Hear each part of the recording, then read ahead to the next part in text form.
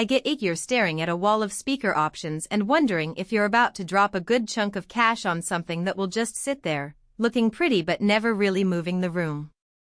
The fear of buying a tower that sounds great on paper but ends up sounding flat in your living room is real, and the last thing you want is to spend $2,000 on a set that only works when the lights are off and the house is empty. Link is in the description if you want to check the product details on Amazon. So let's walk through why the SVS Ultra Evolution 3-way tower might actually be the one that earns your money, and where it could end up being more hassle than happiness. First off, the Ultra Evolution isn't a plug-and-play budget box.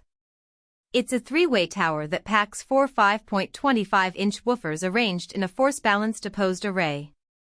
In plain English, that design is meant to keep the bass tight and even across the whole room, even when you're sitting a good distance from the speakers. I've tested a few high-end towers in spaces ranging from a cramped apartment to a medium-sized family room, and the biggest factor that changes the experience isn't the size of the woofer but how the driver is mounted and how the cabinet handles vibrations. SVS has used an FEA-optimized cabinet with strategic bracing and acoustic insulation, which means you'll hear fewer rattles or room tone artifacts that sometimes creep in with cheaper builds. If you love movie nights where the explosions feel like they're happening behind you, the deep, controlled bass from those 4 woofers will be noticeable. I set the Ultra Evolution up in a 12 by 15-foot living room with a 65-inch 4K TV, and when I hit the opening of a big-budget action film, the low end hit the floor without turning the whole house into a shaking box. That's the kind of controlled power you need when you want the soundtrack to be immersive but you also don't want your neighbors filing noise complaints. The 4-driver arrangement spreads the energy more evenly, so you get that big room feel without the bass getting muddy or overwhelming the mids. Speaking of mids, the speaker uses a hyper-rigid diamond carbon coating on an aircraft-grade aluminum dome for the tweeter. That's a mouthful, but it translates into a very clean, extended high-frequency response. In my listening session with a classic jazz record, the cymbals and piano overtones stayed crisp even at higher volumes, and there was no harshness that can sometimes happen when a dome vibrates too much.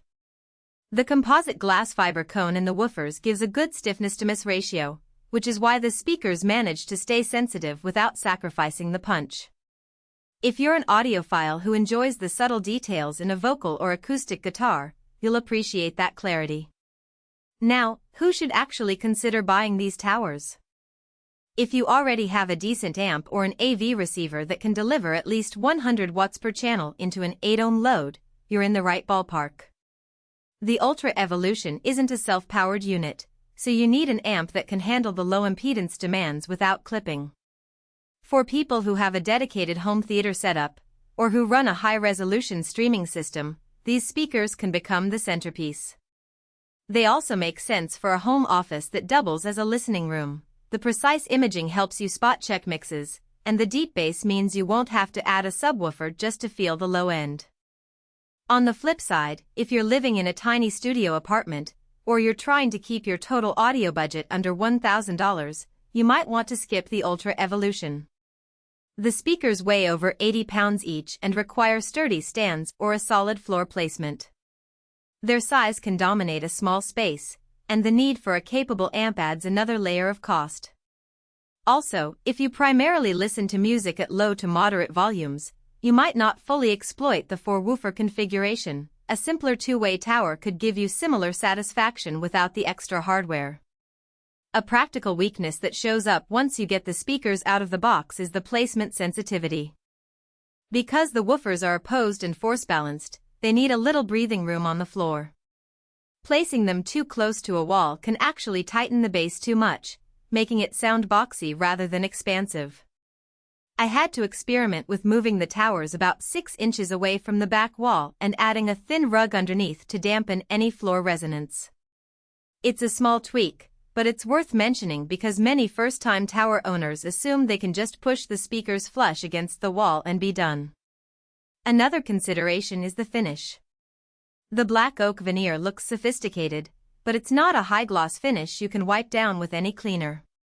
You'll need a soft, slightly damp cloth to avoid streaks, especially if you have pets that love to jump onto furniture. That's not a deal breaker, just a heads up if you're particular about low maintenance aesthetics. From a value